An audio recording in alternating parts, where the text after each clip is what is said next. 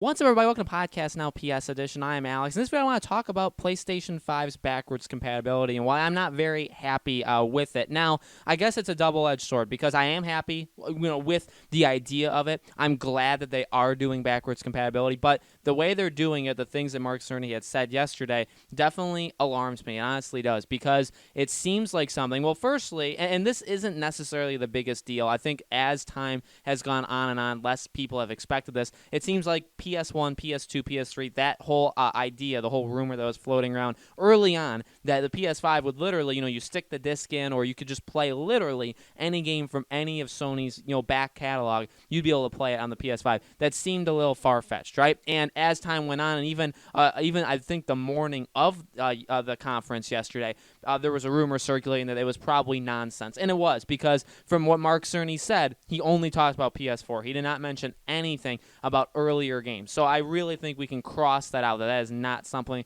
that's going to happen. You're not going to be able to put in your Infamous 1 or Infamous 2 disc of PS3. And those are the ones that I go to, because those are honestly the ones that I would play the most, is Infamous, Resistance, those kind of things. But it seems like that's off the table. That's honestly not what's worrying, because, again, as time's gone on, I think less and less people had expected that. And I don't know. I don't really think, just myself personally, because maybe some people do. Myself personally, I don't think it's that big of a deal. Let's read, what he said. Cerny also said that at the launch of the PS5 later this year, only a select number of PS4 games will be made available to play on the next-gen platform. He made clear that around 100 of the most popular games on the PS4 will be the first to be added to PS5's list of backwards compatible titles. And then they went on to say it's safe to assume more would be added. So that's fine. 100 titles, like the biggest games, and then more would be added afterwards. But here's the problem: is this is literally what Xbox did with Xbox One years ago. PlayStation is now, and I guess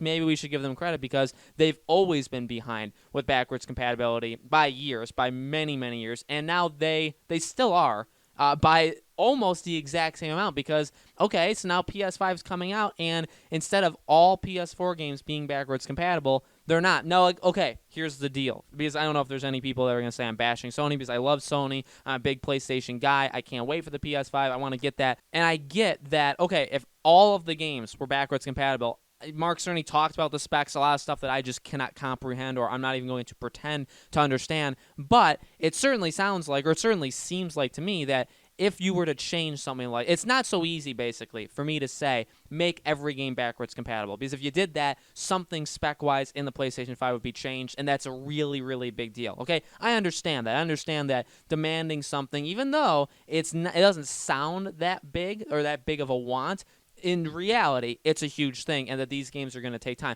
So I understand that, but still, it kind of just shines the light on Sony's inability to get that specific part right. Now, again, Sony's a leader in so many other categories, and I love them, and I think they are the leaders in a ton of different things, gaming-wise, from their games themselves to different specs and what they're shooting for with the PS4, with the PS5, all that kind of stuff, with the virtual reality, all that stuff. So, again, I'm not bashing them all around, but I want to criticize them where I think it's definitely warranted that they should be criticized, is backwards compatible. They've been behind the 8 ball since the PS4 launch, literally since day one. And even since then, they've really, yes, they've put more into PlayStation now as of late, and maybe that is their big plan, and that's understandable, and I get that, and that's totally cool. But you go into the PS5, and this was your chance to make it right. You come out with a PS5, and you say, hey, every game on the PS4 is backwards compatible. That's a big deal. 100 games, okay, that's fine, and because they're the most popular, you're going off of, I guess, the assumption that you're getting the most people possible, right? Because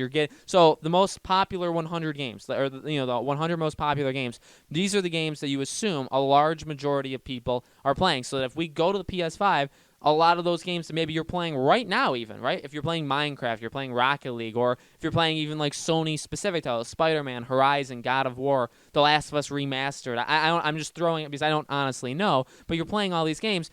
The assumption, or the hope, I guess, from us is that those games would be jumped, and the assumption from Sony is these are the games we want, or these are the games that we expect that people would want to be, make the jump from PS4 to PS5. Again, fine, there's nothing necessarily wrong with that, but not having all of them, it's a big deal. People going into the next gen, we don't really know what's going on with these games. How many games are there going to be for next gen? Are we going to be in a situation like we were with the PS4 where there's just not a lot to play? Because remember, the PS4, there was Resogun, there was Contrast, there was Killzone Shadowfall. That was pretty much it. I mean, eventually we got Battlefield, we got Infamous Second Son that February. But I'd say for the first while, it was very bare. There were not a lot of games. Now, again, that kind of emphasized and I think got people into the indie scene, because any indie game that comes out immediately gets more, just eyes on it, right? Because we're all looking for something to play. That is a good thing, and I actually do like that, and I hope that that specific thing happens again, where if any indie game comes out on the PS5, we're all focusing on it. But I don't want us to focus on it because there's literally nothing else to play. And then, okay, well, at least this time around, there's going to be, just say, because I hope this doesn't happen, but say there's nothing to play. Say there's really not that many games that come out, which by the way, I don't think there'll be. I think there will be plenty of games to play. But then you say, okay, well, I want to play old games, because a lot of old games hold a special place in my heart. I want to see what the PS5 can do to help these games out. I want to play these games. Well, you have a percentage of a shot that those games are going to work, right? Because some games may not. And that ultimately, again, at the end of the day, that is the bad part. That's the part that Microsoft has gotten right. Microsoft has basically done literally what Sony's doing right. That whole thing, starting out with a big batch and then games will be added over time, that's literally what Microsoft started doing years ago. And so, again, Sony is behind by about 5-6 years. Again, and they had a chance to at least shorten the gap or even completely catch up and say, no, you know what? We know how important backwards compatibility is. Every single game. We know how difficult that was going to be to make the PS5 be able to do that, but we figured it out. And again, I'm not saying that they couldn't figure it out. They just chose that wasn't something that they were going to heavily focus on. Again, is it going to stop me from getting the PS5? Absolutely not. Am I going to pre-order it day one and get it day one? Absolutely. I mean, nothing's going to stop that. So, it's a smaller thing. At the same time, though, for a good amount of people, and even for myself, it is something. I'm not the biggest worrier about backwards compatibility. It doesn't bother me all that much. I would say going into the PS4, it bothered me next to zero.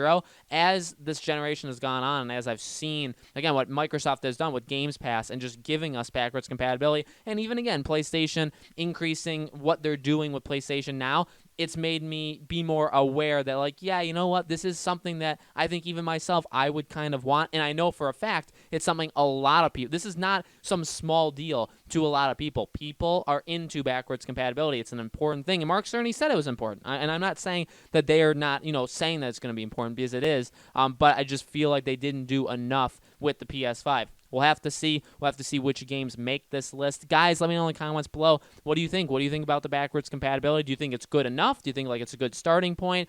Do you think that they're still behind? All those kind of things. Let me know. Make sure you guys subscribe to this YouTube channel. Hit the bell icon so you guys know when these videos go up. And I do a new video on this channel every single day. So tomorrow you can expect a brand new video. Thank you again so much for watching, and I'll see you on the next one.